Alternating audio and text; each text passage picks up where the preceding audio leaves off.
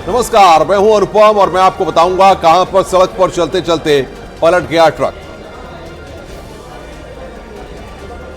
नमस्कार, मैं हूं सुनील नौपरवार। 3 राज्यों में जमकर बर्फबारी हुई है। मैं आगे आपको दिखाऊंगा एक एक बर्फबारी की बारीकी से तस्वीर। नमस्कार, मैं हूं आपके साथ में अमनदीप और बीएचयू में मुगल काल में सियाराम के सिक्के का जिक्र किया जा रहा है, वो भी आगे आपको विस्तार से बताएंगे।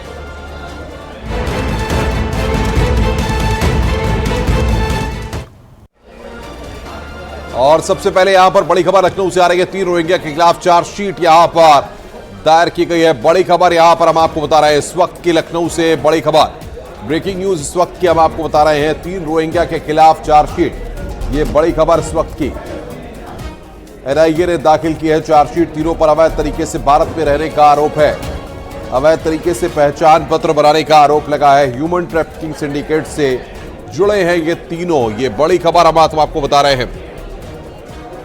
3 रोहिंग्या के खिलाफ यहां पर चार्जशीट, ये बड़ी खबर इस वक्त की। अवैध तरीके से भारत में रहने का आरोप है। ह्यूमन ट्रैफिकिंग से जुड़े हैं तीनों। लखनऊ से बड़ी खबर, 3 रोहिंग्या के खिलाफ चार्जशीट यहां पर दायर की गई है। बड़ी खबर इस वक्त की हम आपको बता रहे हैं। लखनऊ से बड़ी खबर इस वक्त, अवैध तरीके से भारत में रहने का आरोप है। ऋषभ मणि हमारे संवाददाता बातचीत करने के लिए हमारे साथ फोन लाइन पर जुड़ गए हैं। ऋषभ, क्या निकल कर आ रहा है और किस तरीके से कनेक्शन जुड़ते हुए दिखाई दे रहे हैं? देखिए, ये एक इंटरनेशनल सिंडिकेट था जो अवैध रोहिंग्या मुस्लिमों को भारत में अवैध तरीके से बांग्लादेश बॉर्डर से प्रवेश कराता था। और यहाँ पर उनको कई स्टेट ऐसे थे जो उनकी अवैध रोहिंग्या मुस्लिम महिलाएं थी, उनको बेच भी रहा था, जिसमें उत्तर प्रदेश भी शामिल था। राजस्थान, जम्मू कश्मीर, तेलंगाना, हरियाणा में बेच रहे थे ये तीनों आरोपी, और इनकी अवैध फर्जी भारतीय पहचान भी बना रहे थे। एक बड़ा सिंडिकेट इन लोगों ने बना लिया था और देश के अलग अलग राज्यों में अवैध तरीके से अवैध रोहिंग्या मुस्लिमों को ये फंसा रहे थे। 3 आरोपी गिरफ्तार हुए थे, रबीउल इस्लाम, शफी आलम, मोहम्मद उस्मान। और इसकी जो इन्वेस्टिगेशन है 7 नंबर 2023 को एनआईए को सौंप दी गई थी। एनआईए ने इसमें एक विस्तृत इन्वेस्टिगेशन की और इन तीनों आरोपियों के खिलाफ चार्जशीट दाखिल कर दी है। और इस सिंडिकेट से जुड़े हुए तमाम आरोपियों के खिलाफ अब भी धरपकड़ जारी है। बहुत बहुत शुक्रिया आपका ऋषभ हमारे साथ जुड़ने के लिए और बातचीत करने के लिए।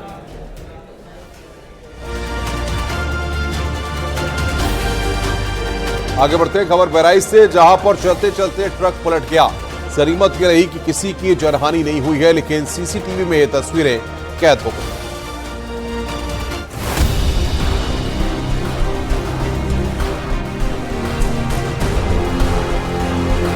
बहराइच बाराबंकी हाईवे पर एक ट्रक दौड़ रहा था।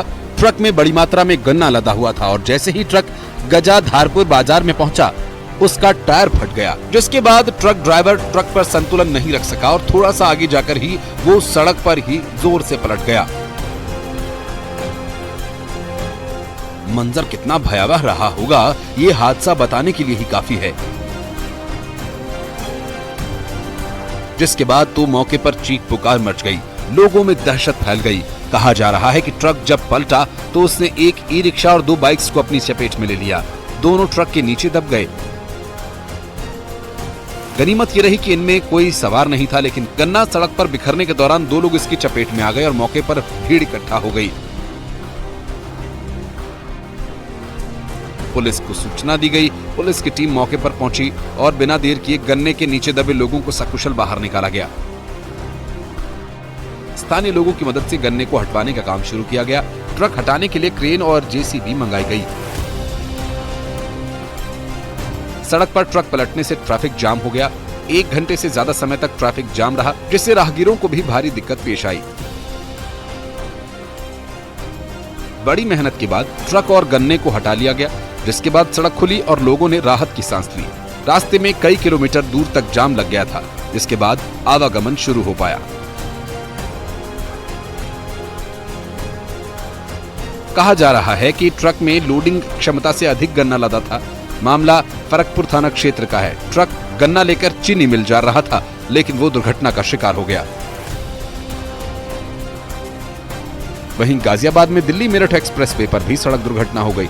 एक कार ट्रक को ओवरटेक कर रही थी। इस दौरान वो डिवाइडर पर चढ़ गई। हादसे में 4 लोग गंभीर रूप से घायल हो गए। वेव सिटी थाना क्षेत्र के लालकुआं के पास की यह घटना है।